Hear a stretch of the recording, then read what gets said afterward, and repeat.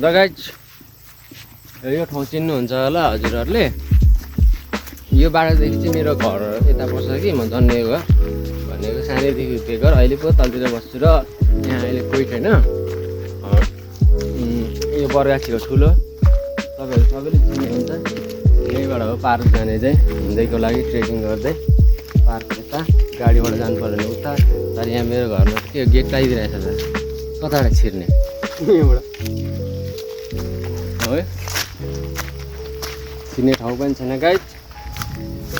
बार नाङ्दिउँ ढल्छ होला त है यो ओए कति जाने अहिले हो बेल डाँडा कता जानु बाटो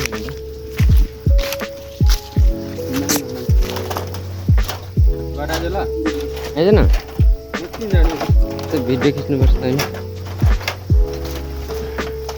आइज बिसाएको ढल्ला त कसको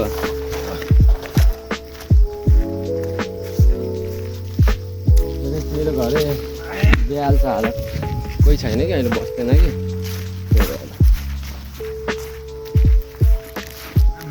अलिक इन्भेस्ट गर्नुपर्ने यहाँ गर्न सकेको छैन र प्लान त छ भाग्यले साथ दियो भने गरिन्छ भाग्यले नठगोस् त्यही हो।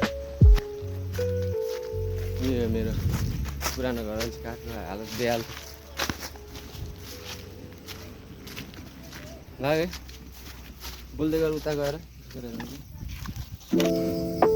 धरान देख्न सक्नुहुन्छ यहाँबाट धरान देख्न सक्नुहुन्छ यहाँबाट। कौन है ये लोग कहाँ से आते हैं?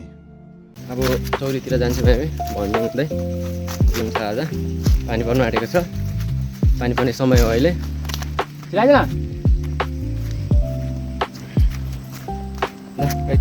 यति धरान बिचमा डाँडा भएको यो हाम्रो हो जग्गाहरू।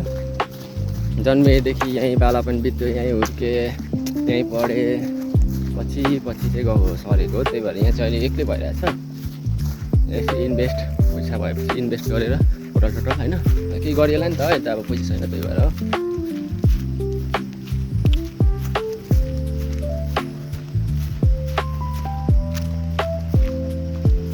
ओए ओए मन्डङ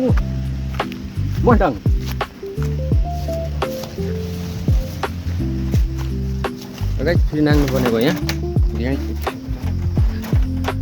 कस्तो अप्ठ्यारो यार मन्डङ होइन दाउरा गएको किन र त्यो अर्को को चिन्न त है ओए भत्के लाने पुरै भत्किन्छ मुला हामीले त्यत्रो मजाले लगाएको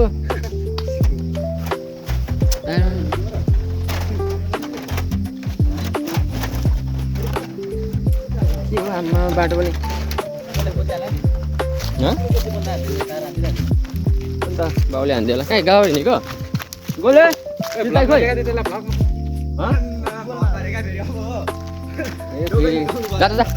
काम गर्नु काम गर्नु डोको बोकेर जाँदैछ यसलाई पनि मन पराउने केटीहरू होला मेरो योमा फेसबुकमा भरे लाइदिन्छु। यो त दाउरा जान्छ नि काम गर्न थालेको पर अब त मेहनतिलो छ बिहे गर्दा हुन्छ। जा 7 बजीसम्म काम गर राति अनि भात खाएर सुत मात्र त त्यो काम छैन। कुन त क्या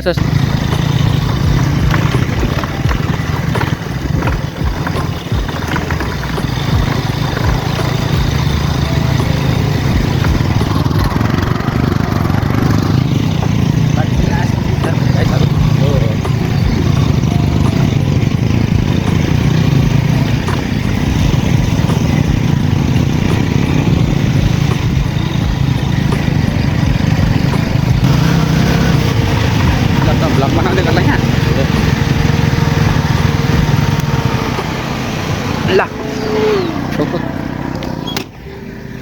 त्यो चाहिँ घर पुगेर आउने अरे छिटाइ चाहिँ गएर घर गयो घर पुगेर आउँछ अरे यो त्यति हेर्नु जमाको लागि।